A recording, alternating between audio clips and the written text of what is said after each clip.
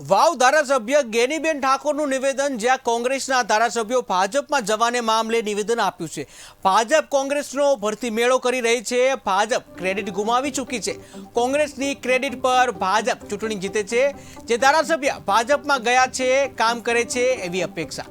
આમ તો ભારતીય જનતા પાર્ટી એવું કહે છે કે અમારી કેડર બેઝ પાર્ટી છે અને અમારા કાર્યકરોને અન્યાય ન થાય, તો આજે પંચાયતથી કરીને પાર્લામેન્ટને ગુજરાત વિધાનસભામાં 156 સાથેની બહુમતી, મંત્રીમંડળમાં જોઈએ તો પણ કોંગ્રેસી, અત્યારે ભરતી મેળો પણ તો પણ કોંગ્રેસનો, અને એ એવું કહે છે કે અમે આટલો બધો વિકાસ કર્યો, તો આટલી બધી એમની ક્રેડિટ પાર્ટીની હોય, એમના શાસનની હોય, તો એમાં કોંગ્રેસના લોકોને લઈ જવાની ભારતીય જનતા પાર્ટીને જરૂર જણાતી નથી। પણ ક્યાંક ને ક્યાંક આજે પણ એમની ક્રેડિટ નથી ને ચૂંટણીઓ આવે, જ્યારે ચૂંટણી આવે ત્યારે કોંગ્રેસવાળાને લઈને જ એમને ચૂંટણીઓ જીતવી પડી હોય છે। હવે તો એ લોકોનો સૂત્ર હતો કે કોંગ્રેસ મુક્ત ભારત, પણ હવે કોંગ્રેસ યુક્ત ભાજપ થઈ ગયો છે।